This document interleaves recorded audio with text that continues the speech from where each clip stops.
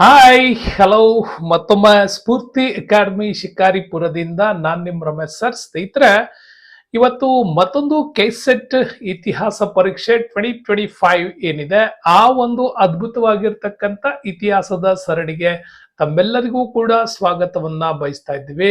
So ಇವತ್ತಿನ ನಮ್ಮ ಈ ವಿಡಿಯೋದಲ್ಲಿ ನೀವು ನೋಡಬಹುದಾದಂತಹ ಇಂಪಾರ್ಟೆಂಟ್ ಮ್ಯಾಟರ್ಗಳೇನಪ್ಪಾ ಅಂತಂದ್ರೆ, ಇವತ್ತಿನ ನಮ್ಮ ಕೆಸೆಟ್ ಪರೀಕ್ಷೆಯ ಮೂರನೇ ವಿಡಿಯೋ. ಇದು 2013ರಿಂದ 2024ರವರೆಗಿನ ಎಲ್ಲ ಪ್ರಶ್ನೆ ಪತ್ರಿಕೆಗಳ ಒಂದು ಪರಿಪೂರ್ಣವಾಗಿರ್ತಕ್ಕಂಥ ಮಾಹಿತಿಯನ್ನ ನಿಮ್ಗೋಸ್ಕರ ಕೊಡ್ತಾ ಇದ್ದೀನಿ.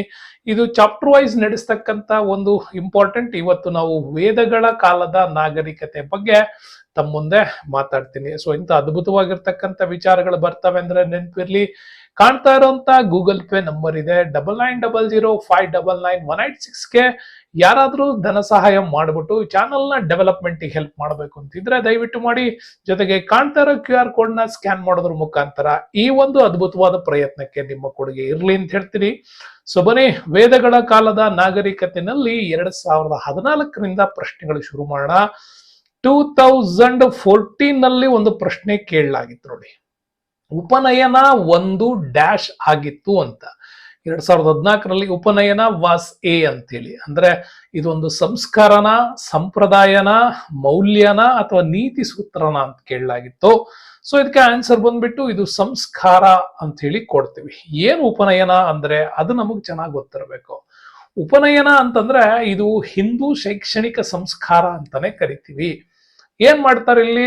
ಸೊ ಗುರುವಿನ ಬಳಿ ಒಬ್ಬ ಶಿಷ್ಯನನ್ನಾಗಿ ನೀವು ಕಳಿಸ್ತೀರಾ ಅಂತಂದ್ರೆ ಒಂದು ಮಗುವನ್ನ ರೀಬರ್ತ್, ಎರಡನೇ ಸರಿಯ ಹುಟ್ಟುವಿಕೆಗಾಗಿ ಕಳಿಸ್ಬೇಕು ಅಂತ. ಆಲ್ರೆಡಿ ತಾಯಿ ಗರ್ಭದಿಂದ ಒಂದು ಸಾರಿ ಹುಟ್ಟಿದ ಮೇಲೆ ಮಗು ಎರಡನೇ ಬಾರಿ ಹುಟ್ಟೋದು ಯಾವಾಗ ಅಂತಂದ್ರೆ ಜ್ಞಾನಕ್ಕಾಗಿ ಅವನು ಪಡ್ಕೊಂಡ್ಮೇಲೆ ಹೊಸ ಮನುಷ್ಯನಾಗಿ ಬರೋದು ಅಂತ.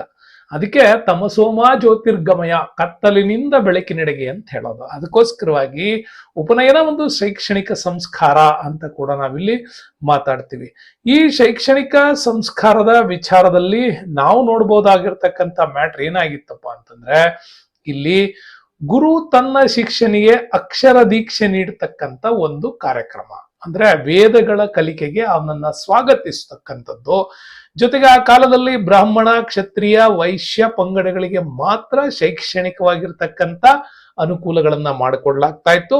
ಅತ್ಯಂತ ಕೆಳವರ್ಗದವರಿಗೆ ಈ ಒಂದು ಉಪನಯನದ ವ್ಯವಸ್ಥೆ ಆಗ್ಲಿ ಅಥವಾ ಶೈಕ್ಷಣಿಕ ವ್ಯವಸ್ಥೆ ಆಗ್ಲಿ ಇರ್ತಾ ಇರಲಿಲ್ಲ. ಬಟ್ ಈ ಉಪನಯನದ ಬಗ್ಗೆ ಎಲ್ಲಿ ಉಲ್ಲೇಖಗಳಿದೆ ಅಂತಂದ್ರೆ ನಿಮಗೆ ಗೊತ್ತಿರ್ಲಿ, ಇದು ಗೃಹ ಸೂತ್ರದಲ್ಲಿ ಇದ್ರ ಬಗ್ಗೆ ಹೇಳಲಾಗಿದೆ, ಹಾಗೂ ಧರ್ಮಸೂತ್ರದಲ್ಲೂ ಕೂಡ ಇದೆ ಮತ್ತು ಧರ್ಮಶಾಸ್ತ್ರದಲ್ಲೂ ಕೂಡ ಇದನ್ನ ಉಲ್ಲೇಖ ಮಾಡಿದ್ದಾರೆ. ಈ ಆಚರಣೆ ಸಾಮಾನ್ಯವಾಗಿ ಬ್ರಾಹ್ಮಣರು ವೆರಿ ಇಂಪಾರ್ಟೆಂಟ್ ಆಗಿ ನಾವು ಹೇಳೋದಾದ್ರೆ, ಇವರು 8ನೇ ವಯಸ್ಸಿನಲ್ಲಿ, ಅಂದ್ರೆ ಒಬ್ಬ ಬ್ರಾಹ್ಮಣನಾಗಿದ್ದಾನೆ ಅಂತಂದ್ರೆ ಅವನಿಗೆ 8ನೇ ವಯಸ್ಸಿನಲ್ಲೇ ಈ ಉಪನಯನವನ್ನ ಮಾಡ್ತಾ ಇದ್ರು. ಇನ್ನು ಕ್ಷತ್ರಿಯರಿಗೆ 11ನೇ ವಯಸ್ಸಿನಲ್ಲಿ ಉಪನಯನ ಮಾಡ್ತಾ ಇದ್ರು. ಇನ್ನು ವೈಶ್ಯರಿಗೆ 12ನೇ ವಯಸ್ಸಿನಲ್ಲಿ ಉಪನಯನ ಮಾಡ್ತಾ ಇದ್ರು. ಈ ತರದ ಉಪನಯನ ಒಂದು ಗುರುವಿನ ಬಳಿ ದೀಕ್ಷೆಯನ್ನ ಕೊಡ್ತಕ್ಕಂಥ ಇಂಪಾರ್ಟೆಂಟ್ ಸಂಸ್ಕಾರ ಅದಾಗಿತ್ತು ಅಂತ ಹೇಳ್ತೀವಿ. ಸೊ ಬನ್ನಿ, ನೆಕ್ಸ್ಟ್ ಎರಡನೇ ಪ್ರಶ್ನೆ, 2014ರಲ್ಲಿ ಕೇಳಿರ್ತಕ್ಕಂಥ ಇಂಪಾರ್ಟೆಂಟ್ ಎರಡನೇ ಪ್ರಶ್ನೆ ನಾವು ನೋಡೋದಾದ್ರೆ, ಧರ್ಮ ಎಂಬ ಪದವು ಯಾವುದರಿಂದ ಉತ್ಪನ್ನಗೊಂಡಿದೆ ಅಂತ ನೋಡಿ. ಅಭ್ಯಾಸ, ಸದ್ಗುಣ, ಕರ್ತವ್ಯ, ಋತ ಮತ್ತು ಸತ್ಯ ಅಂತ ಈ 4 ಕೊಟ್ಟಿದ್ರು. ದ ಟರ್ಮ್ ಆಫ್ ಧರ್ಮ ಈಸ್ ಡಿರೈವ್ಡ್ ಫ್ರಮ್ ಅಂದ್ರೆ ಪ್ರಾಕ್ಟೀಸ್, ವರ್ಚ್ಯೂ, ಡ್ಯೂಟಿ, ರಿತ ಅಂಡ್ ಸತ್ಯ ಅಂತ ಈ ತರ ಪ್ರಶ್ನೆಗಳನ್ನು ಕೊಡಲಾಗಿತ್ತು. ಸೊ ಇದು ಆಕ್ಚುಲಿ ಋತ ಮತ್ತು ಸತ್ಯ ಅಂತ ಕರಿತೀವಿ. ಧರ್ಮದ ಆಚರಣೆಗಳಲ್ಲಿ ಬರತಕ್ಕಂಥ ಬಹು ಪ್ರಮುಖವಾಗಿರ್ತಕ್ಕಂಥದ್ದು ಅದು ಋತ ಮತ್ತು ಸತ್ಯ. ಈ ವಿಚಾರದಲ್ಲಿ ಧರ್ಮದ ಕಲಿಕೆ ಆಗಿತ್ತು ಅಂತ ಕೂಡ ಹೇಳ್ತಾರೆ. ಅದ್ರ ಬಗ್ಗೆ ಇನ್ ಡೀಪ್ ನಾಲೆಡ್ಜ್ ಅವಶ್ಯಕತೆ ಇಲ್ಲ ಅನ್ಸುತ್ತೆ. ಯಾಕೆ ಅಂತಂದ್ರೆ ಅದು ಪದ್ಧತಿಗಳಲ್ಲಿ ಹಿಂದೂ ಧರ್ಮಶಾಸ್ತ್ರಗಳನ್ನ ಬಹಳ ಡೀಪ್ ಆಗಿ ಕೇಳಿರ್ತಕ್ಕಂಥ ಪ್ರಶ್ನೆ ಅದು. ನೋಡಿ, 2014ರಲ್ಲಿ ಮತ್ತೊಂದು ಪ್ರಶ್ನೆ ಕೇಳಿದ್ರು ನೋಡಿ, ವೈದಿಕ ಸಾಹಿತ್ಯದಲ್ಲಿ ನೋಡಿ, ಕೆಳಗಿನ ಯಾವ ನಂತರದ ವೈದಿಕ ದೇವರು ಹರಪ್ಪದ ಪಶುಪತಿಯ ಉಪಾಸಕರಿಂದ ಉತ್ಪತ್ತಿಯಾಗಿರುವುದು ಎಂದು ಹೇಳಲಾಗಿದೆ ಅಂತ. ಅಂದ್ರೆ ವೈದಿಕ ಸಂಸ್ಕೃತಿ ಬರೋಕ್ಕಿಂತ ಮುಂಚೆ ನಮ್ಮಲ್ಲಿ ಸಿಂಧು ಬಯಲಿನ ನಾಗರಿಕತೆ ಇತ್ತು. ಸಿಂಧು ಬಯಲು ನಾಗರಿಕತೆಯಲ್ಲಿ ಪಶುಪತಿ ಮಹಾದೇವ ಅಲ್ಲಿನ ಶ್ರೇಷ್ಠ ಅರಸನಾಗಿ ಇದ್ದಂತ ಕಾಲ ಅದು. ಅಂದ್ರೆ ಒಬ್ಬ ಶ್ರೇಷ್ಠ ದೊರೆಯಾಗಿ ಅಥವಾ ಒಬ್ಬ ಶ್ರೇಷ್ಠ ದೇವರಾಗಿ ನೋಡ್ತಾ ಇದ್ದಂಥದ್ದು. ಸೊ ಅಂತ ಒಂದು ಪ್ರಾಪ್ತಿ ಪಶುಪತಿ ಮಹಾದೇವ ಅಂತ ಹೇಳಿ ಕರಿತಾ ಇದ್ವಿ. ಸೊ ನಂತರದ ಕಾಲಕ್ಕೆ, ವೈದಿಕ ಕಾಲಕ್ಕೆ ಹುಟ್ಟಿಕೊಂಡಂತ ಹೊಸ ಉಪಾಸಕರಿಂದ ಹುಟ್ಟಿಕೊಂಡ ದೇವ್ರು ಯಾವುದು ಅಂತ ಕೇಳ್ತಾರೆ. ಇಲ್ಲಿ ಪ್ರಜಾಪತಿ, ರುದ್ರ, ವಿಷ್ಣು, ಪುರುಷ ಅಂತ ಬರುತ್ತೆ. ಆಕ್ಚುಲಿ ಹೊಸ ದೇವರ ಉತ್ಪತ್ತಿಯಾಗಿದ್ದು ರುದ್ರ ಅಂತ. ಆಲ್ರೆಡಿ 3 ದೇವತೆಗಳ ಉಗಮ ಹೇಳಲಾಗಿತ್ತು, ಬ್ರಹ್ಮ, ವಿಷ್ಣು, ಮಹೇಶ್ವರದ ಕಲ್ಪನೆ. ಆ ನಂತರದ ಕಾಲದಲ್ಲಿ ಹೊಸದಾಗಿ ಉಟ್ಕೊಂಡಿದ್ದು ಆಯಾ ಸಂಪ್ರದಾಯಗಳಿಗೆ ತಕ್ಕಂತೆ ಹೊಸದಾಗಿರ್ತಕ್ಕಂಥ ಶಿಷ್ಟಾಚಾರಗಳು ಬಂದಾಗ ಹುಟ್ಕೊಂಡಂತ ದೇವರೇ ರುದ್ರ. ಅಂದ್ರೆ ಶಿವನ ಜಟೆಯಿಂದ ಜನಿಸಿದವನೇ ರುದ್ರ ಅನ್ನುವಂತ ಕಲ್ಪನೆ ಶುರುವಾಯಿತು. ಹಾಗಾಗಿ ಹೊಸದಾಗಿ ಉಟ್ಕೊಂಡಿದ್ದು ರುದ್ರ ಅನ್ನೋ ಕಲ್ಪನೆ ಇಲ್ಲಿ ನಮ್ಗೆ ಬರುತ್ತೆ. ಹಾಗಾಗಿ ಇಲ್ಲಿ ಹೇಳುವಾಗ ಹೇಳ್ತಾರೆ, ಪ್ರಜಾಪತಿ ಇಂಪಾರ್ಟೆಂಟ್ ವಿಚಾರದಲ್ಲಿ ಬಂದಾಗ ಪ್ರಜಾಪತಿ ವೈದಿಕ ಕಾಲದ ಪ್ರಮುಖ ದೇವತೆ. ಅದು ಯಾರು? ಪ್ರಜಾಪತಿ. ಈತನನ್ನ ಸೃಷ್ಟಿ ಮತ್ತೆ ವಿಶ್ವಕರ್ಮನೊಂದಿಗೆ ಸಂಬಂಧ ಹೊಂದಿದ್ದಾನೆ ಅನ್ನೋ ನಂಬಿಕೆ ಇತ್ತು. ಬಟ್ ಇದು ಹರಪ್ಪ ಕಾಲದಲ್ಲೂ ಕೂಡ ಈ ನಂಬಿಕೆಯಲ್ಲಿ ಪ್ರಜಾಪತಿ ವಿಚಾರದಲ್ಲಿ ಇದನ್ನ ಹೇಳಲಾಗ್ತಾ ಇತ್ತು. ಇನ್ನು ವಿಷ್ಣು ವಿಚಾರಕ್ಕೆ ಬಂತಂದ್ರೆ ಹಿಂದೂ ಧರ್ಮದ ಪ್ರಮುಖ ದೇವರು ಇದು ವಿಷ್ಣುವೇ. ಯಾಕೆ ಅಂತಂದ್ರೆ ಇವತ್ತಿಗೂ ಕೂಡ ಬ್ರಾಹ್ಮಣ ಸಮುದಾಯದ ಅತ್ಯುನ್ನತ ವೈಷ್ಣವ ಪಂಥೀಯರೆಲ್ಲ ಆಚರಣೆ ಮಾಡೋದು ವಿಷ್ಣುವನ್ನ, ಶೈವ ಪಂಥೀಯರೆಲ್ಲ ಆಚರಣೆ ಮಾಡೋದು ಶಿವನನ್ನ. ಹಾಗಾಗಿ ಹಿಂದೂ ಧರ್ಮದ ಪ್ರಮುಖ ದೇವರು ಅಂತಂದ್ರೆ ವಿಷ್ಣು. ಯಾಕಂದ್ರೆ ಸಂರಕ್ಷಕ ಅಂತ ಹೇಳಿ ಅವನನ್ನ ಆಯ್ಕೆ ಮಾಡ್ತೀವಿ, ಗುಣಗಳ ರಕ್ಷಕ ಅಂತ ಆಯ್ಕೆ ಮಾಡ್ತೀವಿ, ಜೊತೆಗೆ ಅವನನ್ನ ಆರಾಧನೆ ಮಾಡ್ತಕ್ಕಂಥದ್ದು ಕೂಡ ಇದೇ ವಿಚಾರದಲ್ಲಿದೆ. ಇನ್ನು ಪುರುಷ ಅಂತ ಬಂದ್ರೆ ಆದಿ ಸ್ವರೂಪದ ವ್ಯಕ್ತಿ ಅನ್ನುವಂತ ಪರಿಕಲ್ಪನೆ ಇತ್ತು. ಜಗತ್ತಿನ ಹುಟ್ಟಿಗೆ ಸೃಷ್ಟಿಗೆ ಕಾರಣಕರ್ತನಾದಂಥವರು, ವಿಶ್ವವನ್ನ ಪ್ರತಿನಿಧಿಸುವ ಏಕೈಕ ವ್ಯಕ್ತಿ ಪುರುಷ ಅನ್ನುವಂಥದ್ದು ಆ ಪರಿಕಲ್ಪನೆ ಬಂದಿತ್ತು. ಹಿಂಗಾಗಿ ಭಾರತದಲ್ಲಿ ಪುರುಷ ಪ್ರಧಾನ ಸಮಾಜ ವ್ಯವಸ್ಥೆಗೆ ಹೆಚ್ಚಿನ ಪ್ರಾಧಾನ್ಯತೆ ಕೊಟ್ಟಿದ್ದೆ ಧರ್ಮಶಾಸ್ತ್ರಗಳಲ್ಲಿ ಹೇಳಲ್ಪಟ್ಟಂತ ಈ ಪುರುಷ ಅನ್ನುವ ಕಲ್ಪನೆ. ಸೊ ಇದು ನಮಗೆ ಚೆನ್ನಾಗಿ ಗೊತ್ತಿರಬೇಕಾಗಿತ್ತು. ಓಕೆ, ಸೊ ನೆಕ್ಸ್ಟ್ ಬರೋಣ 2014 ಮತ್ತೊಂದು ಪ್ರಶ್ನೆ. ಇಲ್ಲಿ ಏನ್ ಕೇಳಿದ್ರು ಅಂತ ನೋಡಿ. ಇಲ್ಲಿ ಏನ್ ಕೇಳಿದ್ರು, ಈ ಕೆಳಗಿನ ಹೇಳಿಕೆಗಳನ್ನ ಓದಿರಿ ಅಂತಿದೆ. 1ನೇ ಹೇಳಿಕೆ ಏನ್ ಹೇಳತ್ ನೋಡಿ, ಋಗ್ವೇದದ ಮಹಿಳೆಯರಿಗೆ ವೇದಗಳನ್ನು ಅಭ್ಯಾಸ ಮಾಡಲು ಅನುಮತಿ ಇತ್ತೋ? ಋಗ್ವೇದದ ಕಾಲದಲ್ಲಿ ವೇದಗಳನ್ನು ಅಧ್ಯಯನ ಮಾಡ್ಲಿಕ್ಕೆ ಮಹಿಳೆಯರಿಗೆ ಅವಕಾಶ ಇತ್ತ ಅಂದ್ರೆ ಎಕ್ಸಾಕ್ಟ್ಲಿ ಇತ್ತು. ಯಾಕೆಂದ್ರೆ ಆ ಕಾಲಕ್ಕೆ ಲೋಪಮುದ್ರ, ಅಪಾಲ, ಗಾರ್ಗಿ, ಮೈತ್ರಿ ಹೆಸರುಗಳನ್ನ ಹೇಳ್ತೀವಲ್ವಾ, ಎಲ್ಲರಿಗೂ ಅವಕಾಶ ಇತ್ತು. ಯಾವಾಗ? ಋಗ್ವೇದ ಕಾಲ. ನಂತರದ ವೇದಗಳ ಕಾಲದಲ್ಲಿ ಇರಲಿಲ್ಲ. ಅವರಲ್ಲಿ ಕೆಲವರು ವೈದಿಕ ಸ್ತೋತ್ರಗಳನ್ನು ರಚಿಸಿದ್ದಾರೆ. ಎಸ್, ಅವರು ವಿದ್ವಾಂಸರಿದ್ದಾರೆ, ಪಾಂಡಿತ್ಯ ಪಡೆದಂತವ್ರು ಇದ್ದಾರೆ, ತತ್ವಶಾಸ್ತ್ರದ ಕೊಡುಗೆಗಳನ್ನು ಕೊಟ್ಟವರು ಕೂಡ ಇಲ್ಲಿ ಸಿಗ್ತಾರೆ. ಅವರಿಗೆ ಸಭಾ ಮತ್ತು ವೇದಾತಗಳಿಗೆ ಅಂದ್ರೆ ಸಭಾ ಸಮಿತಿಯ ಮೇಲ್ವರ್ಗದ ವಿಧಾತ ಅಂತ. ಸೊ ಈ 3 ಸಂಘಟನೆಗಳಿಗೆ ಹೋಗುವ ಅನುಮತಿ ಇತ್ತು ಅಂದ್ರೆ ಎಕ್ಸಾಕ್ಟ್ಲಿ ಇದೆ. ಅಲ್ಲಿಗೆ 3 ಕೂಡ ಸರಿ. ಯಾವ ತಪ್ಪಿದೆ ಇಲ್ಲ ಅಂದ್ರೆ ಅವರು ಪರ್ದಾ ಪದ್ಧತಿಯನ್ನು ಆಚರಿಸುತ್ತಿದ್ದರು ಅಂತಿದೆ. ಇದು ಮಧ್ಯಕಾಲೀನ ಭಾರತದಲ್ಲಿ ನಮಗೆ ಕಂಡು ಬಂದಿದ್ದು. ಆಫ್ಟರ್ 8th century, 8ನೇ ಶತಮಾನದ ನಂತರ ಇಲ್ಲಿ ಪರ್ದಾ ಪದ್ಧತಿಯ ಸಂಸ್ಕೃತಿ ನಮ್ಮಲ್ಲಿ ಶುರುವಾಯಿತು. ಹಂಗಾರೆ ಇದರಲ್ಲಿ ಯಾವುದು ಅಂದ್ರೆ ಡಿ ಆಪ್ಷನ್. ನಿಮ್ಗೆ 4 ಮಾತ್ರ ತಪ್ಪು, ಉಳಿದಿದ್ ಎಲ್ಲ ಸರಿ ಅಂತ. ಹಾಗಾಗಿ ನಮ್ಗೆ ಇಂಪಾರ್ಟೆಂಟ್ ಆಗಿ ಈ ವಿಚಾರವನ್ನು ಹೇಳುವಾಗ ಇದು ನಮ್ಗೆ ಬರ್ತದೆ ಅಲ್ವಾ. ಹಾಗಾಗಿ ಇಲ್ಲಿ ನೋಡೋಣ ಯಾವ್ಯಾವ ಮಹಿಳೆಯರ ಬಗ್ಗೆ ಇಲ್ಲಿ ಮಾತಾಡ್ತಾರೆ ಅಂತ. ಮೈತ್ರೇಯಿ ಬಗ್ಗೆ ಮಾತಾಡ್ತೀವಿ. ಮೈತ್ರೇಯಿ ಅಂದ್ರೆ ಯಾರು? ಪತಿ ಯಜ್ಞವಲ್ಕ. ಓಕೆ, ಇವರ ಪತಿ ಯಜ್ಞವಲ್ಕ ಅಂದ್ರೆ ಯಜ್ಞವಲ್ಕನ ಪತ್ನಿ ಆಗಿದ್ದವಳು. ಇವಳು ತುಂಬಾ ಉತ್ತಮವಾದಂತ ತತ್ವಜ್ಞಾನಿ. ಇವಳದು ಬೌದ್ಧಿಕ ಚರ್ಚೆ ಮತ್ತು ಉಪನಿಷತ್ತುಗಳ ಜ್ಞಾನ ಅತ್ಯಧಿಕ ಇದ್ದಂತಹ ವೇದ ಕಾಲದ ಮಹಿಳೆ ಯಾರು ಅಂತಂದ್ರೆ ಅದು ನಾವು ಹೇಳ್ತೀವಿ ಯಾರನ್ನ? ಮೈತ್ರೇಯಿಯನ್ನ. ಉಪನಿಷತ್ತುಗಳ ಮತ್ತು ಬೌದ್ಧಿಕ ಚರ್ಚೆಯ ಅತ್ಯುನ್ನತ ಜ್ಞಾನ ಹೊಂದಿದ ವೇದ ಕಾಲದ ಮಹಿಳೆ ಯಾರು ಅಂದ್ರೆ ಮೈತ್ರೇಯಿ. ಇನ್ನು ಗಾರ್ಗಿ ಬರ್ತಾರೆ. ಇವಳು ಗಾರ್ಗಿ ಯಾರು? ವಚಾಕ್ಷು ಋಷಿಯ ಮಗಳಿವಳು. ಹಾಗಾಗಿ ಇವಳು ಕೂಡ ತುಂಬಾ ದೊಡ್ಡ ತತ್ವಜ್ಞಾನಿ. ಬಟ್ ಅವಳ ಹೆಸರು ಬರೆದು ಬೃಹದಾರಣ್ಯಕ ಉಪನಿಷತ್ನಲ್ಲಿ ಅವಳ ಹೆಸರನ್ನ ಉಲ್ಲೇಖ ಮಾಡಲಾಗಿದೆ. ಬೃಹದಾರಣ್ಯಕ ಉಪನಿಷತ್ನಲ್ಲಿ ಅವಳ ಹೆಸರಿದೆ. ಸೊ ಯಜ್ಞವಲ್ಕ ಋಷಿಯೊಂದಿಗೆ ಚರ್ಚೆಯಲ್ಲಿ ಭಾಗವಹಿಸಿದ್ದಂತಹ ಬಹಳ ದೊಡ್ಡ ಚರ್ಚಾ ವಿಷಯದಲ್ಲಿ ಬಂದಂತವಳು ಅಂದ್ರೆ ಗಾರ್ಗಿ ಬಗ್ಗೆ. ಇನ್ನು ನೆಕ್ಸ್ಟ್ ನಮಗೆ ಬರೋದು ಲೋಪಮುದ್ರಾ ಬಗ್ಗೆ. ಲೋಪಮುದ್ರಾ ಯಾರು? ಇವಳೊಬ್ಬ ಮಹಿಳಾ ಋಷಿ ಅಂತಾನೆ ವೇದ ಕಾಲದಲ್ಲಿ ತುಂಬಾನೇ ಪ್ರಸಿದ್ಧಿ ಪಡೆದಂತವಳು ಲೋಪಮುದ್ರೆ. ಇವಳು ಅಗಸ್ತ್ಯ ಋಷಿಯ ಪತ್ನಿ ಆಗಿದ್ದವಳು. ಬಟ್ ವೈದಿಕ ಕ್ಷೇತ್ರಕ್ಕೆ ಅಂದ್ರೆ ನಮ್ಮಲ್ಲಿ ವೈದಿಕ ವಿಚಾರದಲ್ಲಿ ಬಂದಂತಹ ಬಹುದೊಡ್ಡ ಕೊಡುಗೆ ಇವಳದೇ ಇದೆ. ಉಪನಿಷತ್ತುಗಳು, ಖಂಡಕಗಳು, ವ್ಯಾಕರಣ, ಈ ತರದ್ರೆಲ್ಲ ಅವಳ ಹೆಸರು ತುಂಬಾನೇ ಬರ್ತದೆ. ಇನ್ ನೆಕ್ಸ್ಟ್ ಬರೋದು ವಿಶ್ವಾಂಭರೆ ಅಂತ. ವಿಶ್ವಾಂಭರೆ ಯಾರು ಅಂದ್ರೆ ವೈದ್ಯಕೀಯ ಕ್ಷೇತ್ರದ ಅತ್ಯಂತ ಉನ್ನತವಾದ ಮಹಿಳಾ ವಿದ್ವಾಂಸೆ ಅಂತ ಕೂಡ ಕರೀತಾರೆ. ಈ ವಿಶ್ವಾಂಭರೆಯ ಕೊಡುಗೆ ಏನು ಅಂತಂದ್ರೆ ವೇದಗಳ ಕಾಲದಲ್ಲಿ ಆಯುರ್ವೇದಕ್ಕೆ ಕೊಟ್ಟಂತ ಕೊಡುಗೆ ತುಂಬಾನೇ ದೊಡ್ಡದಿತ್ತು. ಇನ್ ಅಪಾಲ ಅಂತ ಬರ್ತಾಳೆ. ಅಪಾಲ ಗಣಿತ ಕ್ಷೇತ್ರಕ್ಕೆ ಅದ್ಭುತವಾದ ಕೊಡುಗೆಗಳನ್ನು ಕೊಟ್ಟವಳು. ಅದರಲ್ಲೂ ಕೂಡ ವರ್ಗಮೂಲ ವಿಚಾರದಲ್ಲಿ ಬಹಳಷ್ಟು ರೀತಿಯ ಒಂದು ಸಂಶೋಧನೆಗಳು ನಡೆದದ್ದು ಇವಳ ಒಂದು ವಿಚಾರದಲ್ಲಿ ಅಂತ ಕೂಡ ಹೇಳ್ತಾರೆ. ಹಂಗಾಗಿ ಗಾರ್ಗಿ, ಮೈತ್ರೇಯಿ, ಲೋಪಮುದ್ರೆ, ವಿಶ್ವಾಂಬರೆ, ಅಪಾಲ ಬಗ್ಗೆ ವೇದಗಳ ಕಾಲದಲ್ಲಿ ಯಾವಾಗಲೂ ಈ ಪ್ರಶ್ನೆಗಳು ನಿಮಗೆ ಕೇಳ್ತಾ ಇರ್ತಾರೆ. ಸ್ವಲ್ಪ ಇದ್ರ ಬಗ್ಗೆ ನಿಮ್ಗೆ ಗಮನ ಇರಬೇಕಾಗತ್ತೆ. ಓಕೆ, ಸೊ ಮುಂದಿನ ಪ್ರಶ್ನೆಗೆ ಹೋಗೋಣ. ಏನ್ ಹೇಳುತ್ತೆ ಮುಂದಿನ ಪ್ರಶ್ನೆ ನೋಡಿ. ಮುಂದಿನ ಪ್ರಶ್ನೆನಲ್ಲಿ ನಮಗೆ ಬರೋದು, ನಂತರದ ವೇದಗಳ ಕಾಲದಲ್ಲಿ ವಾಜಪೇಯ ಯಾಗ ಮಾಡುತ್ತಿದ್ದರು, ರಾಜನಿಗೆ ದೈವತ್ವ ಅನುಗ್ರಹಿಸಲು ಇದು ಪಟ್ಟಾಭಿಷೇಕ ಸಮಾರಂಭವಾಗಿತ್ತು. 2014 ಈ ಪ್ರಶ್ನೆ ಕೇಳಿದ್ದಾರೆ.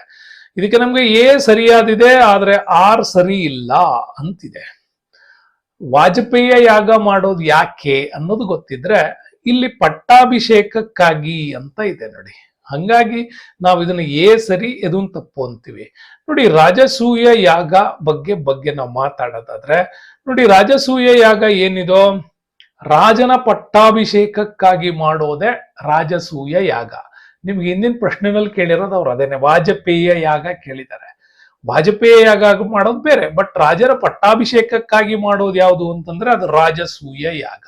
ಅವನ ಆಳ್ವಿಕೆಗೆ ಮತ್ತೆ ಜೈವಿಕ ಜೊತೆಗೆ ಅವನಿಗೆ ಒಂದು ದೈವಿಕ ಹಕ್ಕು, ಅಂದ್ರೆ ದೇವರ ನಾಭಿಯಿಂದ ಜನಿಸಿ ಅಧಿಕಾರಕ್ಕಾಗಿ ಭೂಮಿಯ ಮೇಲೆ ಬ್ರಹ್ಮ ನನ್ನನ್ನ ಸೃಷ್ಟಿ ಮಾಡಿದ್ದಾನೆ ಅನ್ನುವಂಥದ್ದೇ ರಾಜಸೂಯ ಯಾಗದಲ್ಲಿ ರಾಜನ ಅತ್ಯುನ್ನತೆಯನ್ನ ಪ್ರತಿಪಾದನೆ ಮಾಡಲಾಗ್ತಾ ಇತ್ತು.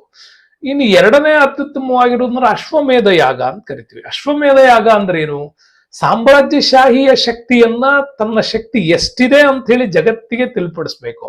ಅದಕ್ಕೋಸ್ಕರ ಒಂದು ಕುದುರೆಯನ್ನ ಬಿಡ್ತಾ ಇದ್ರು. ಆ ಕುದುರೆ ಹೋದಂತ ತುಳಿದಂತ ಭೂಮಿ ಎಲ್ಲ ಇವ್ರದೇ ಆಗಿರ್ತಾ ಇತ್ತು. ಯುದ್ಧ ಮಾಡಬೇಕಾಗಿತ್ತು, ಕುದುರೆಯನ್ನ ಕಟ್ಟಬೇಕು, ಯುದ್ಧ ಮಾಡಬೇಕಾಗಿತ್ತು. ಯುದ್ಧ ಮಾಡದೇ ಇದ್ರೆ ಶರಣಾಗತಿ ಆಗ್ಬೇಕಾಯ್ತು. ನೀವು ಬಬ್ರುವಾಹನ ಪಿಕ್ಚರ್ ನೋಡಿರ್ತೀರಿ ಅಂತ ಅನ್ಕೊಂಡಿದೀನಿ. ಅದೇ ಅಶ್ವಮೇಧ ಯಾಗ ಅಂತ ಕರಿತೀವಿ. ನಮಗೆ ಎಕ್ಸಾಮ್ ಅಲ್ಲಿ ಕೇಳಿರೋ ಪ್ರಶ್ನೆ ವಾಜಪೇಯ ಯಾಗದ್ದು. ವಾಜಪೇಯ ಯಾಗ ಏನೋ, ಇಲ್ಲಿ ಸಂಪತ್ತು, ಶಕ್ತಿ, ಸಮೃದ್ಧಿಯನ್ನ ಪಡಿಲಿಕ್ಕೋಸ್ಕರ ಇದನ್ನ ಮಾಡ್ತಾ ಇದ್ರು. ಜೊತೆಗೆ ದೈವತ್ವದ ಅನುಗ್ರಹದಿಂದಾಗಿನೇ ಗಂಡು ಸಂತಾನದ ವೃದ್ಧಿಗಾಗಿ ಮಾಡ್ತಾ ಇರ್ತಕ್ಕಂಥದ್ದೇ, ಗಂಡು ಸಂತಾನದ ವೃದ್ಧಿಗಾಗಿ ಮಾಡ್ತಾ ಇರ್ತಕ್ಕಂಥದ್ದೇ ಇದು ವಾಜಪೇಯ ಯಾಗ. ಸೊ ಇದು ಪ್ರಮುಖವಾಗಿ ರಾಜ ಸಂಸ್ಥಾನಗಳು ಮಾಡ್ತಾ ಇದ್ದಂತ 3 ಯಾಗಗಳು: ರಾಜಸೂಯ ಯಾಗ, ಅಶ್ವಮೇಧ ಯಾಗ, ವಾಜಪೇಯ ಯಾಗ. ಅಷ್ಟೇ ಮಾಡ್ತಾ ಇದ್ರ ಅಂದ್ರೆ ಇಲ್ಲ, ಅದರಿಂದ ಕೆಳಭಾಗದಲ್ಲಿ ಬರ್ತಕ್ಕಂತಹ ಬ್ರಾಹ್ಮಣ, ಕ್ಷತ್ರಿಯ, ವೈಶ್ಯ, ಕ್ಷೂದ್ರ ಕುಲಗಳಲ್ಲೂ ಕೂಡ ಯಾಗಗಳನ್ನು ಮಾಡ್ತಾ ಇದ್ರು. ಗೃಹಸ್ಥ್ಯ ಯಜ್ಞ ಮಾಡ್ತಾ ಇದ್ರು, ಅಗ್ನಿಹೋತ್ರ ಯಜ್ಞ, ಇನ್ನು ಸೋಮಯಜ್ಞ, ಪಂಚಮಹಾಯಜ್ಞ, ದೈವಯಜ್ಞ, ಪಿತೃಯಜ್ಞ, ಬ್ರಹ್ಮಯಜ್ಞ, ಭೂತಯಜ್ಞ, ಅತಿಥಿ ಯಜ್ಞ, ಈ ತರದ ಅನೇಕ ರೀತಿಯಾಗಿರ್ತಕ್ಕಂತಹ ಯಜ್ಞಗಳನ್ನ ಮಾಡ್ತಾ ಇದ್ರು. ಅದು ಯಾಗಗಳ ರೂಪದಲ್ಲೇ ನಡೀತಾ ಇತ್ತು. ರಾಜ ಮಾಡ್ತಕ್ಕಂಥದ್ದು ಪ್ರಮುಖವಾಗಿ 3 ಆಗಿತ್ತು. ಇನ್ನು ಉಳಿದವೆಲ್ಲ ಮನೆಗಳಲ್ಲಿ, ಮನೆತನಗಳಲ್ಲಿ ನಡೀತಾ ಇದ್ದಂತ ಯಾಗಗಳನ್ನು ಕೂಡ ನಾವಿಲ್ಲಿ ನೋಡ್ತೀವಿ. ಹಂಗಾಗಿ ಪ್ರಶ್ನೆ ನಿಮ್ಗೆ ಕ್ಲಿಯರ್ ಆಗಿದೆ ಅಂತ ಅನ್ಸ್ಕೊಳ್ತೀನಿ. ವಾಜಪೇಯ ಯಾಗ ಮಾಡೋದು ಏನಕ್ಕೆ ಅಂತ, ಬಟ್ ರಾಜನಿಗೆ ದೈವತ್ವದ ಕಲ್ಪನೆಗೋಸ್ಕರ ಪಟ್ಟಾಭಿಷೇಕಕ್ಕಾಗಿ ಮಾಡೋದು ಯಾವುದು ಅಂತ ಕೂಡ ಗೊತ್ತಾಯ್ತು. ನೆಕ್ಸ್ಟ್ ಬರೋಣ. 22ನೇ ಪ್ರಶ್ನೆ ಇದರಲ್ಲಿ ಏನ್ ಹೇಳುತ್ತೆ? 2015ರಲ್ಲಿ ಕೇಳಿರೋ ಪ್ರಶ್ನೆ. ವೇದಗಳ ಕಾಲಕ್ಕೆ 2015ರಲ್ಲಿ ಕೇಳಿರೋ ಪ್ರಶ್ನೆ ನೋಡಿ. ಉತ್ತರ ವೇದದ ಕಾಲದ ವೇಳೆಗೆ ಸೀಮಾರೇಖೆ ಸೃಷ್ಟಿಸಿಕೊಂಡ ರಾಜ್ಯಗಳು ಅಸ್ತಿತ್ವಕ್ಕೆ ಬಂದವು. ಹೌದು. ಉತ್ತರ ವೇದದ ಸಾಹಿತ್ಯದಲ್ಲಿ ಜನಪದಗಳ ಬಗ್ಗೆ ವಿಪುಲ ಉಲ್ಲೇಖಗಳಿವೆ ಅಂತಿದೆ. ಇದು ರೈಟ್. ನಮಗೆ ಎ ಮತ್ತೆ ಆರ್ ಎರಡೂ ಕೂಡ ಸರಿಯಾದಂತ ಸ್ಟೇಟ್ಮೆಂಟ್ಸ್.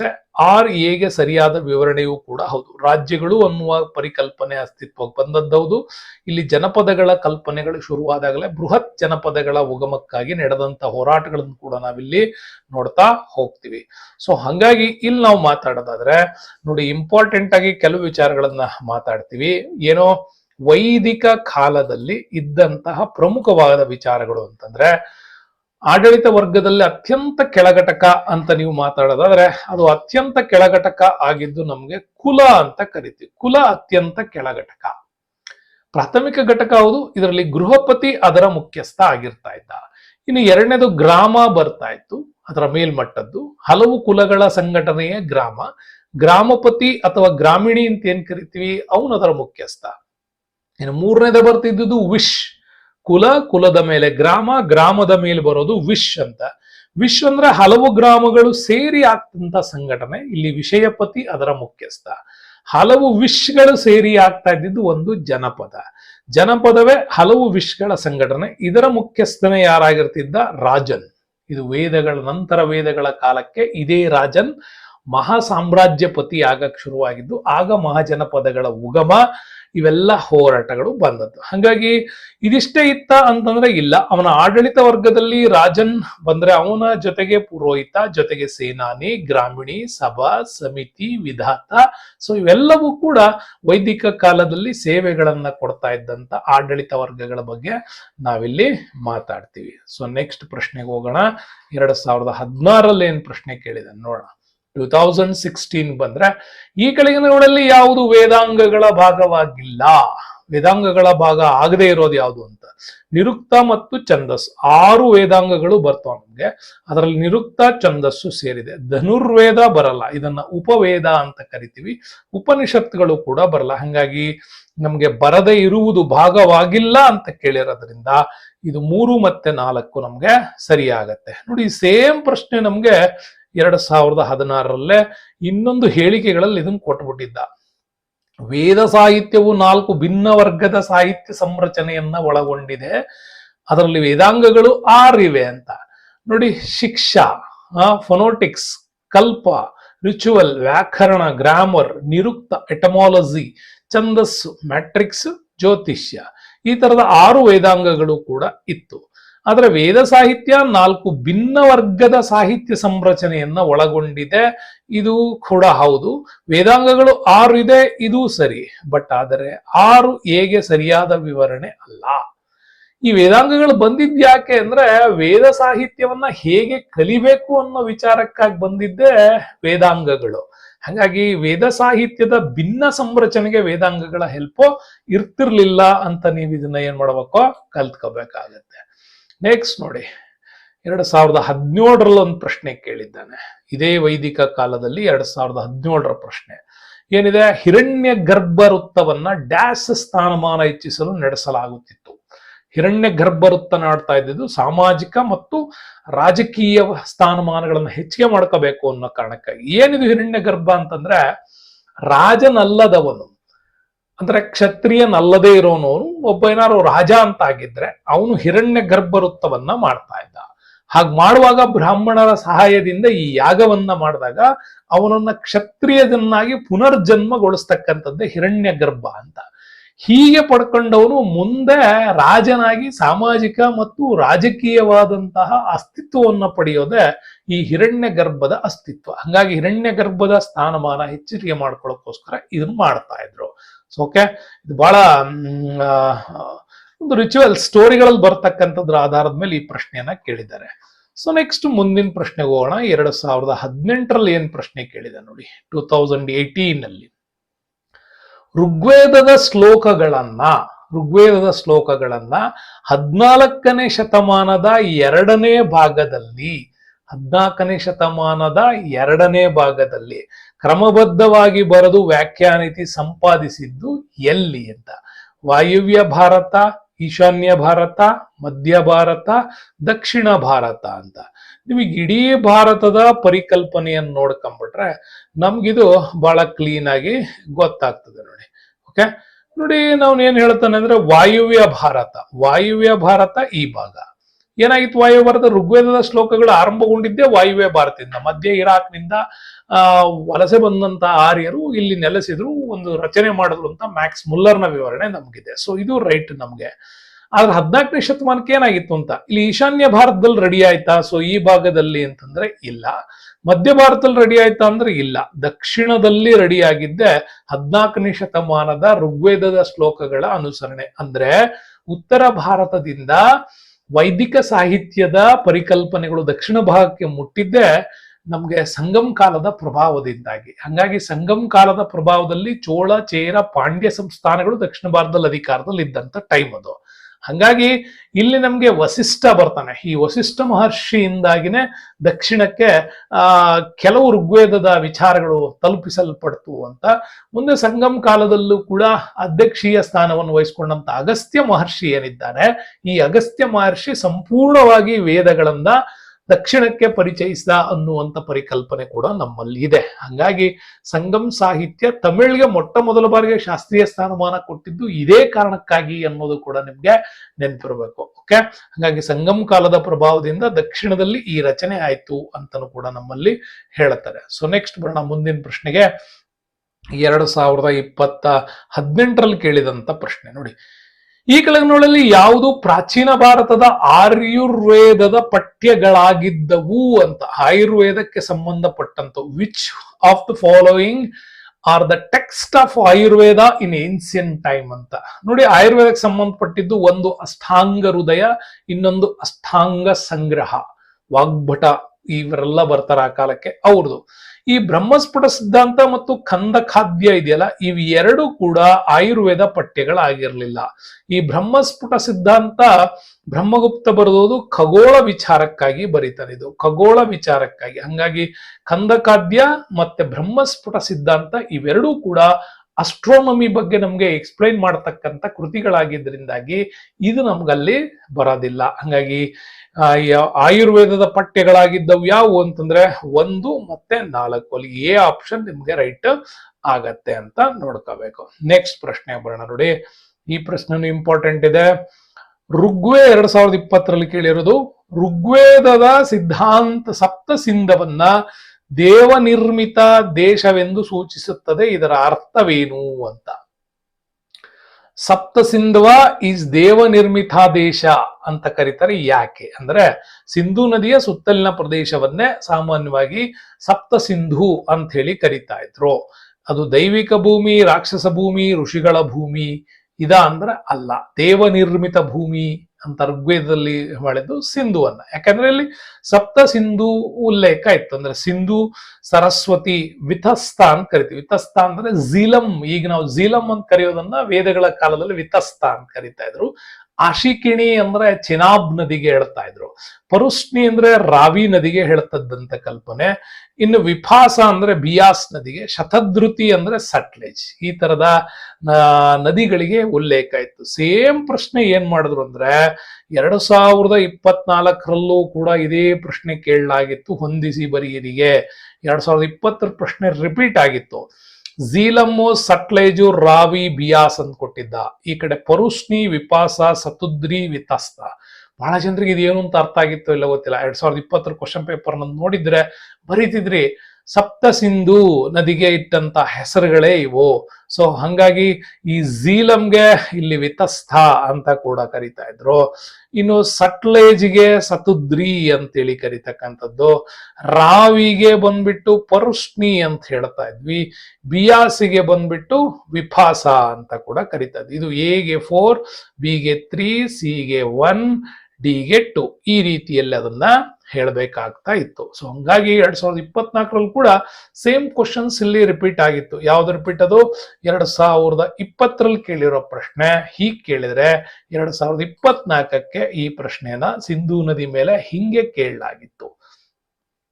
ಸೊ ನೆಕ್ಸ್ಟ್ ಬಂದ್ರೆ ನಮ್ಗೆ ನೋಡಿ 2020 ಪ್ರಶ್ನೆ ಕೇಳ್ತಾನೆ. ಏನಿತ್ತು 2020 ಪ್ರಶ್ನೆ ಅಂತಂದ್ರೆ ನೋಡಿ, ಇದು ಕೂಡ ಇಂಪಾರ್ಟೆಂಟ್. ಬಹಳ ಡೀಪ್ ಅಂಡ್ ಡೆಪ್ತ್ ಪ್ರಶ್ನೆ ಇದು. ಋಗ್ವೇದವು ಹಲವಾರು ಪದರಗಳುಳ್ಳ ಏಕಶಿಲೆಯ ಬರಹವಾಗಿಲ್ಲ ಎಂದು ಸೂಚಿಸಿದ ವಿದ್ವಾಂಸರು ಯಾರೆಂದು ಕೆಳಗಿನ ಪಟ್ಟಿಯಿಂದ ಗುರುತಿಸಿ. ಹಿಸ್ಟೋಗ್ರಫಿ ಬಗ್ಗೆ ಯಾರು ಚೆನ್ನಾಗಿ ಓದ್ಕೊಂಡಿದ್ರೋ ಅವ್ರು ಮಾತ್ರ ಇದನ್ನ ಅಧ್ಯಯನ ಮಾಡ್ಲಿಕ್ಕೆ ಸಾಧ್ಯ. Oldenberg, Sheldon Pollock, Michael Witzel, Vincent Smith. ನೀವು ಒಂದು ಈಸಿಯಾಗಿ ಇದನ್ನ ಹೆಂಗ್ ಗುರ್ತು ಮಾಡ್ಬೋದಿತ್ತಂದ್ರೆ ವಿನ್ಸೆಂಟ್ ಸ್ಮಿತ್ ತಿಳ್ಕೊಂಡು ಮಾಡ್ಬಿಟ್ರೆ ಮುಗಿದೋಯ್ತು. ಯಾಕಂದ್ರೆ ವಿನ್ಸೆಂಟ್ ಸ್ಮಿತ್ ಮಾಡೋದು ಏನ್ಸಿಯಂಟ್ ಇಂಡಿಯಾದ ಬಗ್ಗೆ. ಆತ ಏನ್ಸಿಯಂಟ್ ಇಂಡಿಯಾದಲ್ಲೂ ಅದರಲ್ಲೂ ಮೌರ್ಯ ಸಾಮ್ರಾಜ್ಯದ ಕಲ್ಪನೆಗಳಿಂದ ಅವನ ಇತಿಹಾಸದ ವಿಚಾರಗಳು ನಮ್ಗೆ ಸಿಗ್ತವೆ. ಹಾಗಾಗಿ 4 ಜೊತೆಗೆ ಯಾವ್ಯಾವ ಇದಾವೋ ಅವನ್ನ ತೆಗೆದಾಕ್ಬಿಟ್ಟಿದ್ರೆ ಆಗಿತ್ತು. ಉಳಿದಿದ್ ಯಾವ್ದು ನಿಮಗೆ 2, 3, 1, 3 ಉಳ್ಕೊಳ್ತಾ ಇತ್ತು. 3 ಇವೆರಡರಲ್ಲಿ ಕಾಮನ್ ಅಂದ್ರೆ ಮೋಸ್ಟ್ಲಿ 1 ಅಲ್ಲಿಗೆ ರೈಟ್ ಇರುತ್ತೆ. 3 ಎರಡರಲ್ಲೂ ಹಾಕಿದ್ರು 3 ಬರುತ್ತೆ. 1 ಅಥವಾ 2 ಮಾಡೋದಾದ್ರೆ 1 ತಗೊಂಡ್ಬಿಟ್ರೆ ನಿಮ್ಗೆ Oldenberg, Sheldon Pollock, Michael Witzel, Vincent Smith ಅಂತ ಬರ್ತಾ ಇತ್ತು. ಹಾಗಾಗಿ 1 ಮತ್ತೆ 3 ಏನಿದೆ ಇವೆರಡೇ ನಮ್ಗೆ ವೇದಗಳ ಕಾಲದ ಇತಿಹಾಸಕ್ಕೆ ಬರ್ತಂತ ಪ್ರಮುಖ ವಿಚಾರಗಳು. ಒಂದೇನೋ ಗೆಸ್ ಮಾಡಿ ಹಾಕ್ಬೋದು, ಇವನ್ನೆಲ್ಲ ಬಹಳ ಸೀರಿಯಸ್ ಆಗಿ ಓದ್ಕೊಳ್ಳೋದು ಕಷ್ಟ ಆಗತ್ತೆ. ನೆಕ್ಸ್ಟ್ ಬರೋಣ 22ನೇದು. 2020 ಕೇಳಿರ್ತಕ್ಕಂಥ ಇಂಪಾರ್ಟೆಂಟ್ ಕ್ವಶನ್ ಇದು. ಏನ್ ಬರ್ತಾ ಇತ್ತು ನೋಡಿ, ನಂತರದ ವೇದ ಪಂಡಿತರು ಅಶುದ್ಧವಾದುದು ವೇದ ಸಂಸ್ಕೃತಿಯ ಮುಖ್ಯ ಪ್ರದೇಶದಿಂದ ದೂರದಲ್ಲಿರುವಂತದ್ದು ಎಂದು ಯಾವುದನ್ನ ಪರಿಗಣಿಸಿದ್ರು ಅಂತ. ಅಂದ್ರೆ ಆರ್ಯವರ್ತನ, ಬ್ರಹ್ಮವರ್ತನ, ಅಂಗನ, ವಂಗನ ಅಂತ. ವಂಗ ಭಂಗ ನೆನ್ಪಿದ್ರೆ ಇವೆರಡು ನೀವು ಈಸಿಯಾಗಿ ತೆಗೆದಾಕ್ಬಿಡ್ಬೋದಿತ್ತು. ವೇದ ಕಾಲಕ್ಕೆ ಸಂಬಂಧಪಟ್ಟಿದ್ದು ಇವೆರಡೆ, ಆರ್ಯವರ್ಥ, ಬ್ರಹ್ಮವರ್ತ. ಆರ್ಯವರ್ಥ ಅಂದ್ರೆ ಗಂಗಾ ನದಿಯ ಮೂಲ ಪ್ರದೇಶಗಳು, ಬ್ರಹ್ಮವರ್ತ ಅಂದ್ರೆ ಗಂಗಾ ನದಿಯ ಮೂಲ ಪ್ರದೇಶಗಳಿಗಿಂತಲೂ ಮೂಲವಾಗಿರ್ತಕ್ಕಂಥ ದೈವ ಭೂಮಿ ಅಂದ್ರೆ ಬ್ರಹ್ಮವರ್ತ ಅಂತ ಕರಿತಾ ಇದ್ರು. ಅಂಗ ಯಾವುದು? ಪೂರ್ವ ಬಿಹಾರ. ವಂಗ ಯಾವುದು? ಪಶ್ಚಿಮ ಬಂಗಾಳ. ಓಕೆ, ಹಂಗಾಗಿ ಇಲ್ಲಿ ಮೂಲ ಧರ್ಮ ಭೂಮಿಯನ್ನ ಬ್ರಹ್ಮವರ್ತ ಅಂತ ಕರಿತಾ ಇದ್ರು. ನಮ್ಮಲ್ಲಿ ದೈವಿಕ ಕಲ್ಪನೆಗಳು ಆ ನಂತರದಲ್ಲಿ ಆರ್ಯರಿಂದಾಗಿ ಬಂದದ್ದು ಇದನ್ನ ಆರ್ಯವರ್ಥ ಅಂತ ಕರೀತಾರೆ. ಸಿಂಧೂ ನದಿ ಪ್ರಾಂತ್ಯದಿಂದ ಆರ್ಯರು ಗಂಗಾ ನದಿ ಬಯಲಿನ ಕಡೆಗೆ ಚಲನೆ ಮಾಡಿದ್ರು ಅಂತ ಹೇಳ್ತೀವಿ. ಅವಾಗ ಶುರುವಾಗಿದ್ದೆ ನಮ್ಗೆ ಈ ಆರ್ಯವರ್ಥದ ಕಲ್ಪನೆ. ಸೊ ಹಾಗಾಗಿ ಎಕ್ಸಾಕ್ಟ್ ಆಗಿ ನೀವು ಮಾಡೋದಾದ್ರೆ ಇದು ನಿಮ್ಗೆ ಇಂಪಾರ್ಟೆಂಟ್ ಆಗಿ ಸಿಗ್ತದೆ. ಹಾಗಾಗಿ ಇಲ್ಲಿ ನಿಮ್ಗೆ ಆಪ್ಷನ್ ಬಂದ್ಬಿಟ್ಟು 3 ಮತ್ತೆ 4 ಇವೆರಡು ದೂರದಲ್ಲಿರುವಂತದ್ದು ಎಂದು ಅದನ್ನ ಪರಿಗಣಿಸಲಾಗ್ತಾ ಇತ್ತು ಅಂತ. ನೆಕ್ಸ್ಟ್ ಬರೋಣ, ಸೇಮ್ ಕ್ವಶನ್ಸ್ ನೋಡಿ 2021 ಕೇಳಿದಾನೆ. ಮ್ಯಾಕ್ಸ್ ಮುಲ್ಲರ್ ಬರದ ವ್ಯಾಖ್ಯಾನಗಳ ಆಧಾರದ ಮೇಲೆ ಋಗ್ವೇದ ಸಂಪಾದಿತ ಆವೃತ್ತಿಯನ್ನು ಸಿದ್ಧಪಡಿಸಿದ್ರು ಅಂತ. ಋಗ್ವೇದದ ಬಗ್ಗೆ ಅವನು ಅಧ್ಯಯನ ಮಾಡುವಾಗ ಅವನಿಗೆ ಸಿಕ್ಕಿದ್ದೆ ಸಾಯನ ಬರದಂತ ವಿಚಾರಗಳಿಂದಾಗಿನೇ ಅವನು ಮಾಡಿದ್ದು. ಬಟ್ ಶಂಕರಾಚಾರ್ಯರು, ಮಧ್ವಾಚಾರ್ಯರು ವೈದಿಕ ಸಂಸ್ಕೃತಿಯ ಪುನರುತ್ಥಾನದ ಬಗ್ಗೆ ಅವ್ರು ಹೇಳಿಕೆ ಹೋಗ್ತಾರೆ. ಸಾಗರ ಅನ್ನೋದು ಇಲ್ಲಿ ಮಹರ್ಷಿಯ ಕಲ್ಪನೆಗಳಿತ್ತು, ಬಟ್ ಯಾವುದೇ ವೇದಗಳ ಬಗ್ಗೆ ಅವ್ರು ಬರ್ದಿಲ್ಲ. ಬರ್ದಿದ್ದೊಬ್ರೆ ಸಾಯನ. ಈ ಸಾಯನ ಅವರು ಬರೆದಂತ ವಿಚಾರಗಳನ್ನ ಮ್ಯಾಕ್ಸ್ ಮುಲ್ಲರ್ ಅಧ್ಯಯನ ಮಾಡಿದ್ದು. ಇದು ನಿಮ್ಗೆ ಗೊತ್ತಿರ್ಬೇಕು. ಇದು ಪ್ಯೂರ್ಲಿ ಹಿಸ್ಟೋಗ್ರಫಿಯಲ್ಲಿ ಬರ್ತಕ್ಕಂಥ ಕಂಟೆಂಟ್. ಸೊ ನೆಕ್ಸ್ಟ್ ಬಂದ್ರೆ ನಮ್ಗೆ ನೋಡಿ, ಆರ್ಯರ ಕಾಲದಲ್ಲಿ ಭೂಮಿಯ ಬಗ್ಗೆ ಹೇಳ್ತಿದ್ದಂತಹ ವಿಚಾರ 2021 ಇದನ್ನ ಕೇಳಿದ್ದಾರೆ. ನೀವು ಆರ್ಯರ ಆಡಳಿತ ಮತ್ತು ಆರ್ಥಿಕ ಸ್ಥಿತಿಯನ್ನ ತುಂಬಾ ಕಾನ್ಸಂಟ್ರೇಟ್ ಆಗಿ ಓದ್ಬೇಕು, ಸಾಮಾಜಿಕ ಇದು ಕೂಡ. ಹಾಗಾಗಿ ಆರ್ಯರ ಎಕನಾಮಿಕಲ್ ಸ್ಟೇಟಸ್ ಅಲ್ಲಿ ಈ ಪ್ರದೇಶದ ಬಗ್ಗೆ ಹೇಳ್ತಾರೆ. ಫಲವತ್ತಾದ ಮಣ್ಣು, ಸಾಗುವಳಿ ಮಾಡದ ಭೂಮಿ, ನದಿಗಳಿಂದ ನೀರುಣಿಕೆ, ಇಳಿಜಾರು ಭೂಮಿ. ಈ ಕಡೆ ಘಟಸಭಾ, ಊರ್ವರ, ಅಪ್ರವಹತ, ನದಿ ಮಾತ್ರಿಕಾ ಅಂತ ಕೂಡ ಕರಿತಾನೆ. ಹೊಂದಿಸಿ ಬರೆದಾಗ ನಿಮಗಿದು ಫಲವತ್ತಾಗಿರೋದು ಯಾವುದು ಅಂದ್ರೆ ಊರ್ವರ. ತೆರಿಗೆಯನ್ನ ಊರ್ವರ ಅಂತ ಕರಿತಾ ಇದ್ರು. ಫಲವತ್ತಾದ ಸಾಗುವಳಿ ಭೂಮಿ ಅದು. ಇನ್ನು ಸಾಗುವಳಿ ಮಾಡದ ಭೂಮಿ ಅಂದ್ರೆ ಅಪ್ರಹತ ಅಂತೇಳಿ ಕರಿತಾ ಇದ್ರು. ಇನ್ನು ನದಿಗಳಿಂದ ನೀರುಣಿಕೆ ಅಂತ ಬಂದ್ರೆ ನದಿ ಮಾತ್ರಿಕಾ ಅಂತ ಕರಿತೀವಿ. ಇಳಿಜಾರು ಭೂಮಿ ಅಂತಂದ್ರೆ ಘಟಸಭಾ ಅಂತಲೂ ಕೂಡ ಕರೀತಾ ಇದ್ರು. ಇದು ನಿಮ್ಗೆ ಈಸಿಯಾಗಿ ಬರ್ತದೆ. ನೆಕ್ಸ್ಟ್ ಬರೋಣ, 2024 ಕೇಳಿರೋ ಪ್ರಶ್ನೆ. ಋಗ್ವೇದದಲ್ಲಿ ಉಲ್ಲೇಖವಾಗಿರುವ ದಶರಾಜರ ಯಜ್ಞದ ಬಗ್ಗೆ ಭರತ ಬುಡಕಟ್ಟಿನ ಮುಖ್ಯಸ್ಥ ಯಾರು ಅಂತ. ಭರತ ಮತ್ತೆ ಇಲ್ಲಿ ವಿಚಾರಗಳು ಬರ್ತಾ ಹೋಗ್ತವೆ. ದಶಕಾಲದ ಯಜ್ಞ ಬಗ್ಗೆ ಹೋರಾಟಗಳು ನಡೆದದ್ದು. ದೀವೋದಾಸ, ಸುದಾಸ, ಪುರು ಮತ್ತೆ ವಿಶ್ವಾಮಿತ್ರ ಬರ್ತಾರೆ. ಇಲ್ಲಿ ಏನಾಯ್ತು ಅಂದ್ರೆ ವಿಶ್ವಾಮಿತ್ರನನ್ನ ರಾಜ್ಯಸಭೆಯಲ್ಲಿ ಅವನನ್ನ ರಾಜಗುರುವನ್ನಾಗಿಟ್ಕೊಂಡಾಗ ನಂತರ ಇಲ್ಲಿ ವಸಿಷ್ಠನ ಒಂದು ಎಂಟ್ರಿ ಆಗಿದ್ದ ಮೇಲೆ ಈ ವಸಿಷ್ಠ ವರ್ಸಸ್ ವಿಶ್ವಾಮಿತ್ರ ನಡುವೆ ಯುದ್ಧ ಇದು. ವಿಶ್ವಾಮಿತ್ರನಿಗೆ ಕೊಡ್ತಂತ ಪ್ರಾಧಾನ್ಯತೆಯನ್ನ ಕಡಿಮೆ ಮಾಡದ ಅನ್ನೋ ಕಾರಣಕ್ಕಾಗಿ ವಸಿಷ್ಠನ ರಾಜಗುರುವನ್ನಾಗಿ ಮಾಡಿದ್ರಿಂದ ರಾಜಗುರು ಸ್ಥಾನದಿಂದ ಹೊರ ಬಂದಂತ ವಿಶ್ವಾಮಿತ್ರ ಈ ಒಂದು ವಿಚಾರದ ಬಗ್ಗೆ ತನ್ನದೇ ಆಗಿರತಕ್ಕಂತ ದಶರಾಜರನ್ನ ಒಟ್ಟುಗೂಡಿಸಿ ಮಾಡದಂತ ಯುದ್ಧ ಅಂತ ಉಲ್ಲೇಖದಲ್ಲಿದೆ. ಹಾಗಾಗಿ ಋಗ್ವೇದದ 7ನೇ ಮಂಡಲದಲ್ಲಿ ಈ ಒಂದು ದಶರಾಜರ ಯಜ್ಞದ ಬಗ್ಗೆ ಹೇಳ್ತಾರೆ. ಇಲ್ಲಿ ಏನಾಗಿತ್ತು ಅಂತಂದ್ರೆ 2 ಪಂಗಡಗಳ ನಡುವೆ ಗುಡ್ಡಾಟ. ಒಂದು ಭರತ ಮತ್ತೆ ಪುರು ಪಂಗಡಗಳ ಮಧ್ಯೆ ಈ ಒಂದು ಹೋರಾಟ ನಡೀತು. ಎಲ್ಲಿ ನಡೀತು? ಸರಸ್ವತಿ ಅಂತೂ ಯಮುನಾ ನದಿ ದಡದಲ್ಲಿ ಹೋರಾಟ ನಡೆದಿತ್ತು. ಹಾಗಾಗಿ ಭರತ ಕುಲದ ಮುಖ್ಯಸ್ಥನಾಗಿದ್ದವನೇ ದೀವುದಾಸ. ಅವನ ಮಗ ಸುದಾಸ. ಮೊದಲನೇದಾಗಿ ದೀವುದಾಸ, ಆಮೇಲೆ ಸುದಾಸ. ಬಟ್ ಭರತ ಬುಡಕಟ್ಟಿನ ಕೊನೆಯ ಹಂತದಲ್ಲಿ ಹೋರಾಟದಲ್ಲಿ ನಾಯಕನಾಗಿದ್ದವನೇ ಸುದಾಸ ಅಂತ. ಬಟ್ ಇದನ್ನ ಆಪ್ಷನ್ ನಲ್ಲಿ ನಿಮ್ಗೆ ಬೇರೆ ತರ ಕೊಡಬೇಕಾಗಿತ್ತು, ಬಟ್ ಹಿಂಗ್ ಕೊಟ್ಟಿದ್ದಾರೆ. ಇಲ್ಲಿ ದೀವುದಾಸ, ಇಲ್ಲಿ ದಿವೋದಾಸ ಅಂತಿರೋದ್ರಿಂದ ಇದನ್ನ ನಾವು ತೆಗ್ದಿದ್ದೀನಿ. ಬಿಟ್ರೆ ಇದು ನಮ್ಗೆ ರೈಟ್ ಆನ್ಸರ್ ಅವರು ಬಿಟ್ಟಿದ್ದನ್ನು ನಿಮ್ಗೆ ಹೇಳ್ತಾ ಇದ್ದೀನಿ. ಸೊ ಹಂಗಾಗಿ ಇದಿಷ್ಟು ನಮ್ಗೆ ಋಗ್ವೇದದ ಕಾಲಕ್ಕೆ ಸಂಬಂಧಪಟ್ಟಂತ ಪ್ರಶ್ನೆಗಳನ್ನು ಕೇಳಲಾಗಿತ್ತು. ಮರಿಬೇಡಿ, ನಿಮ್ಗೋಸ್ಕರ ಇಂಥ ಪ್ರಯತ್ನ ಮಾಡುವಂತ ಸಂದರ್ಭದಲ್ಲಿ ವಿಡಿಯೋ ತುಂಬಾ ಚೆನ್ನಾಗಿದ್ರೆ ನಿಮ್ಮ ಸ್ನೇಹಿತರಿಗೆ ಇದನ್ನ ಶೇರ್ ಮಾಡಿ, ಹಾಗೆ ಲೈಕ್ ಮಾಡಿ. ಹೋಗೋದಕ್ಕೆ ಮುಂಚೆನೆ ಒಂದು ಮುಖ್ಯವಾದ ವಿಚಾರ, ಕಾಣ್ತಾ ಇರೋ ಗೂಗಲ್ ಪೇ ನಂಬರ್ ಇದೆ, ಜೊತೆಗೆ ನಮ್ಮ QR ಕೋಡ್ ಇದೆ. ಇದನ್ನ ಸ್ಕ್ಯಾನ್ ಮಾಡೋದ್ರ ಮುಖಾಂತರ ರಮೇಶ್ ಸರ್ಗೆ ಇನ್ನೊಂದಿಷ್ಟು ಉಪಕರಣಗಳನ್ನ ತೆಗೆದುಕೊಳ್ಳೋದಕ್ಕೆ ಮತ್ತೆ ಡಿಜಿಟಲೈಸ್ಡ್ ಕ್ಲಾಸ್ಗಳು ಮಾಡೋದಕ್ಕೆ ಧನ ಸಹಾಯವನ್ನು ನೀವು ಮಾಡಿದ್ರೆ ನಾವು ಇದನ್ನ ಮಾಡ್ತೀವಿ. ಮತ್ತೆ ನನ್ನ ಎಲ್ಲಾ ತರಗತಿಗಳು ಕೂಡ ನಿಮ್ಗೆ ಫ್ರೀಯಾಗಿ ಯೂಟ್ಯೂಬ್ ಅಲ್ಲಿ ಮಾತ್ರ ಸಿಗುತ್ತೆ. ಯಾವುದೇ ಆಫ್ಲೈನ್ ತರಗತಿಗಳು ನಾನು ನಡೆಸೋದಿಲ್ಲ ಅಂತ ಹೇಳ್ತಾ ಈ ವಿಡಿಯೋಕ್ಕೆ ಧನ್ಯವಾದಗಳು. ಮುಂದಿನ ವಿಡಿಯೋದಲ್ಲಿ ಮತ್ತೆ ಸಿಗ್ತೀನಿ. ಅಲ್ಲಿಯವರೆಗೂ stay with us Ramesh sir. Thank you, bye.